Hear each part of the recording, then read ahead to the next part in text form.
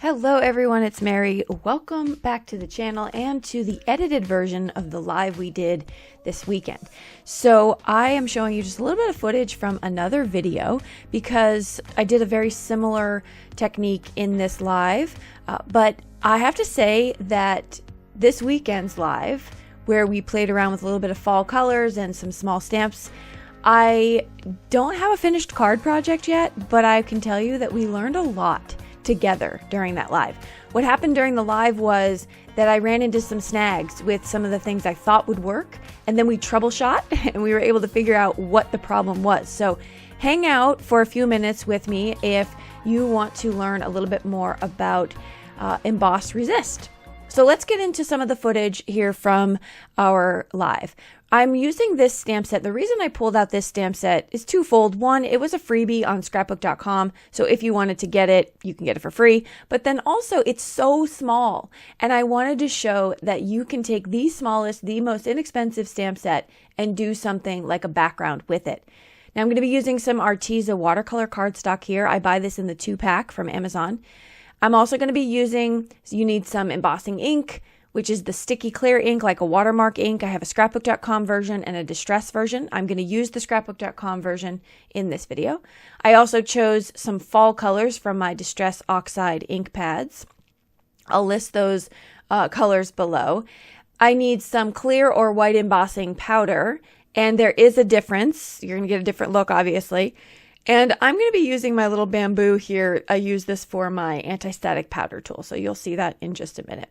Also, foil, if you want to try the added step at the end. And that's really where we had to do a lot of troubleshooting with this video. So again, I'm just going to pull out the stars from this tiny stamp set. I love that the stars are included. I think that makes for a great night sky. If you wanted to stamp in the sticky ink and then use white embossing and then do a night sky, that would be perfect for that. So that's great. Now this right here, I keep my anti-static powder in there. It's just one of the bags I bought that's a crafted brand, and I emptied the bag contents into this powder container. It makes it so much easier for me. I keep my fingers powder free. I like it. It's pretty. So I use that. Now I'm going to cover my watercolor cardstock panel here with my embossing or my anti-static powder. And that's going to eliminate a lot of the extra flex from my embossing powder once I pour it on, because it takes away static. And so it doesn't have the powder sticking everywhere. That's why you use anti-static powder beforehand. You can use, I've seen cornstarch. I don't know about baby powder, but they do sell them in the little bag. And honestly, they last so long. It's worth the $5 if you just picked it up. Okay, I'm going to pour on some clear embossing this time. So I'm going to do the clear first. Now the clear means that it's going to trap the color of the cardstock behind. So if I were to use the clear over a blue cardstock, I'm going to have those blue stars behind, right, as I add water to it. But because we are going to be adding a bit of ink and water to it, I wanted to make sure that it was watercolor cardstock for this process. Now I went and did the same thing with white in a less patterned type of background. Again, this is really an experiment in the process. The left right here is the white embossing powder, right is the clear, and you can see it's the same cardstock, and the white is really a lot whiter. So I like the white embossing better, personally. But you can't do that. You can't use the white embossing powder for other certain techniques, such as the Joseph's coat technique. If you don't know what that is, that's basically just trapping the color from the background first, and you need clear to do that. Anyway, that's another video for a different day. But now I'm going to add some of my red and my yellow here to my cardstock.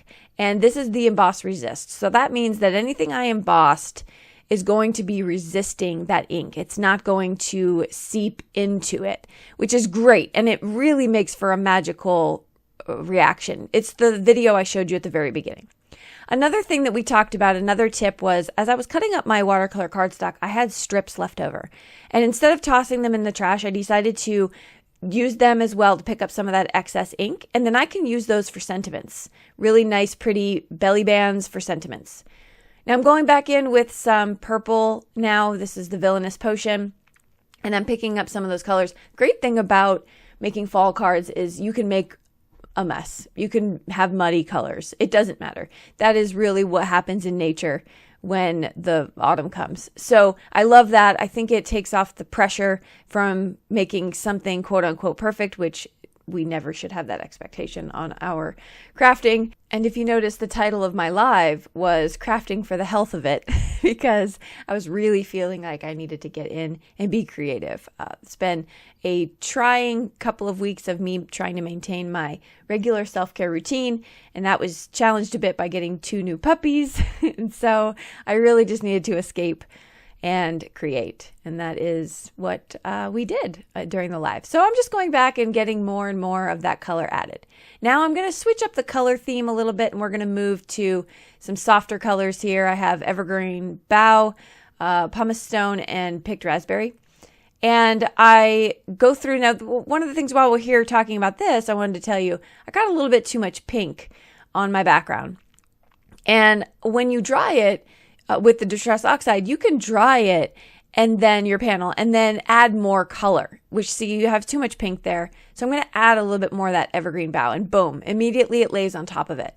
So I love that. I think that's one of the reasons why I love the oxides so much.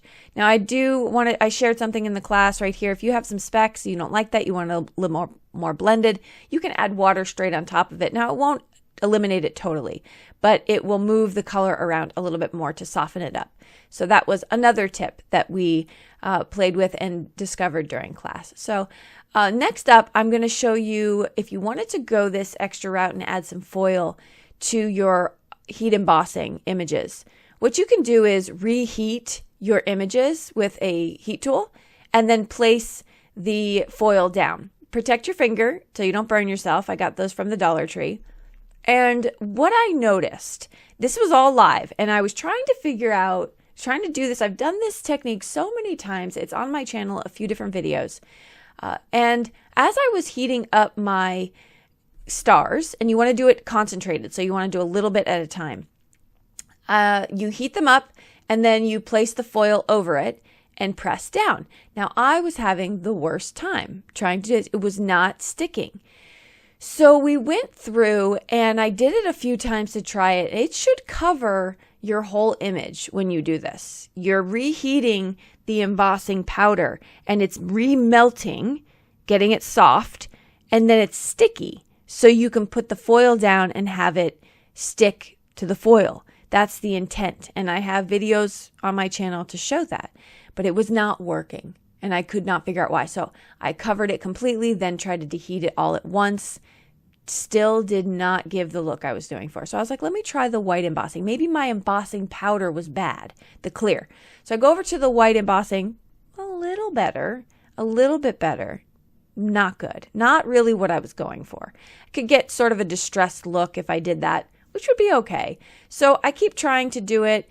Not well. Okay, so then I went and took a piece of Bristol Smooth cardstock. I heat embossed it with the stamps. I'm reheating the heat embossing, and this is what it's supposed to do.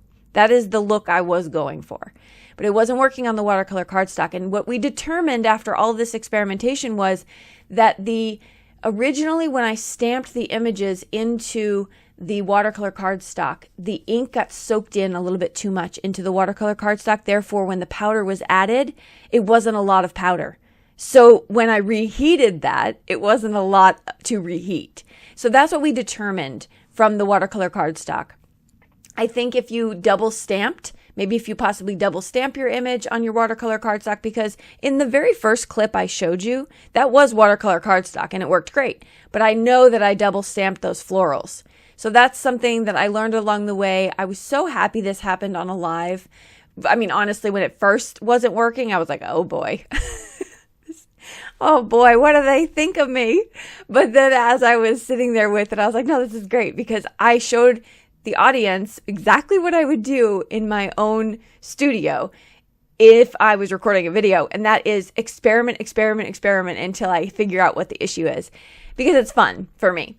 And also it was a great way for me to encourage all of you to do the same thing, to just play. If something isn't working, maybe look at it differently and see, well, why? What could it be? And try different products, because not all products work exactly the same together. So that's what we determined in the class. It was so fun. Speaking of classes, if you haven't registered yet, there's still time to register for our mixed media masterclass with Juliana Michaels, where we actually are going to learn a little bit more about the science behind some of these products, so we know what looks we prefer and we can pick out the products we want to use for it. So I hope you'll join us. It's going to be so much fun. If we don't see you in class, we will see you in the comments down below or in the next video. Bye-bye.